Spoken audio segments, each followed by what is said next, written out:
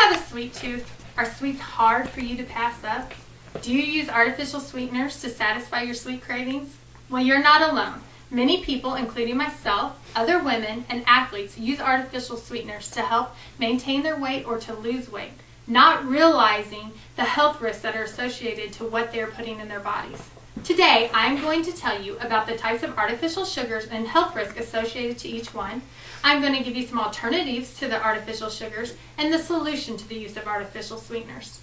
As diet crazes grow in our society, so do artificial sweeteners. On the surface, they seem like a great alternative because we don't seem to gain weight as easily with them. But there are several health risks associated with each one. The first and most popular one is called Equal or NutraSweet, also known as aspartame. It's found in foods such as your diet soda, your kids' gum. It's found in Jell-O, protein drinks, yogurt. And according to Jeremy Likeness,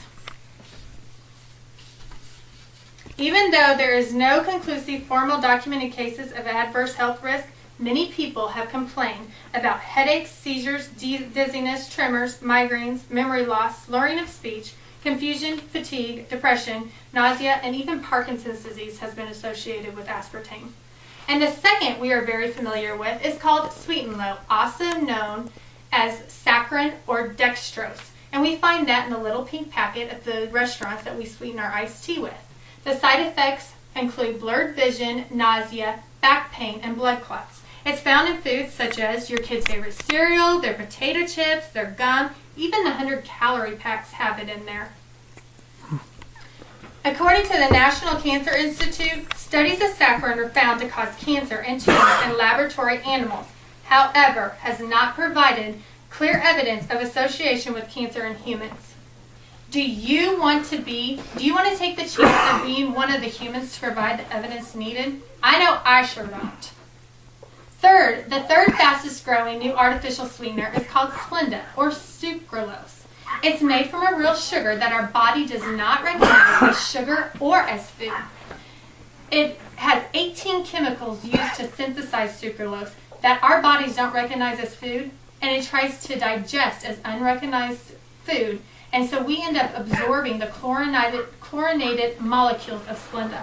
According to Dr. Janet Starr-Hole, the chemicals that are used are deadly if we ingested them internally, and yet they are being combined in the sugar that is being put into our foods that we buy because they are advertised to be fat-free and sugar-free.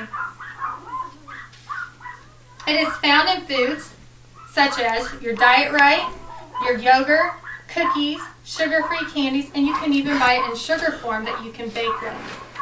The side effects include swelling of the liver, kidneys, cancer, and even hypothyroidism has been linked back to it.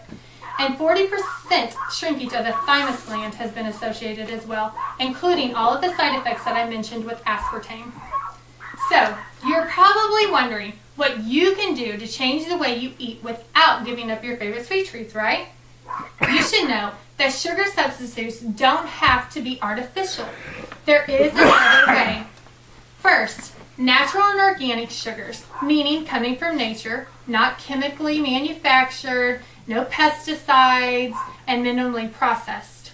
It includes foods such as your natural, this would be an organic sugar, your honey, this is your organic, and it comes in foods such as kashi, also rice syrup, fructose, barley, all of those are included in your natural sugars.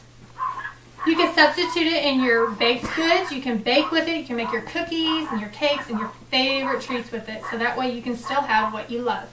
Second is a plant-derived sweetener called stevia.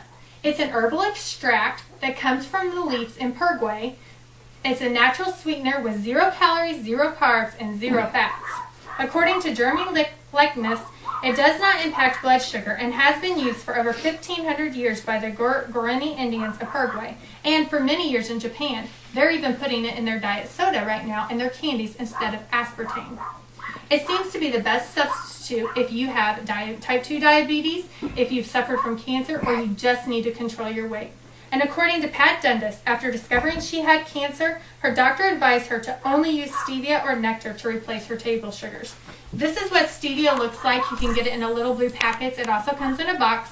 And this is what the nectar looks like. It also is a plant-derived sugar.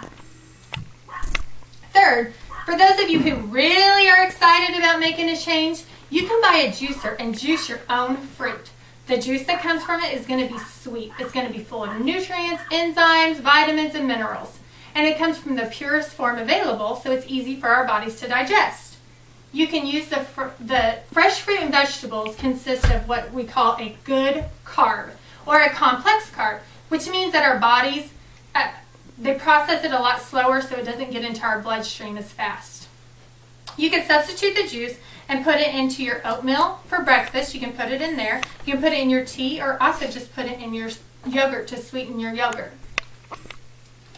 Would you like to worry less about the health risk associated with the sweeteners that you're using and that you're ingesting and still have your favorite sweet cravings fulfilled? Well, there is a simple solution to the problem. You just have to be aware of what you're eating and make better choices. First, read labels. Avoid processed foods and anything that has aspartame, sucralose, saccharin in it, or the high fructose corn syrup, because these have all been chemically manufactured. Most of your canned goods, your snacks, they all have, even frozen vegetables, have some sort of artificial sweetener in them, or they've been chemically manufactured. So buy fresh foods, such as your fresh fruit, your fresh vegetables, and according to Jeremy Lickness, there is a big difference between the natural, wholesome, good carb that we are designed to eat and the unnatural, highly processed, refined carbs so many of us use. Look for foods that have fewer ingredients because they are going to be more natural. These are some of the foods that are more of your natural carbs, your complex carbs, your whole wheat bread, your red potatoes, the beans, the juices. These would be what would be called your refined. Your white bread, the cakes, the canned goods, your white potatoes, so stay away from those. Second, choose to replace your foods with foods that are naturally sweet instead of the artificial sweeteners. Change your sugar over in your cabinets. Change them to the organic or the stevia. Change your snack cabinets. Use some of these complex carbs versus the refined carbs. If you are a soda drinker, you can buy seltzer water and put 2 tablespoons of your juice in it, and you will still have the fizz and the stuff that you desire with your soda instead of having all of the sugar and the high calorie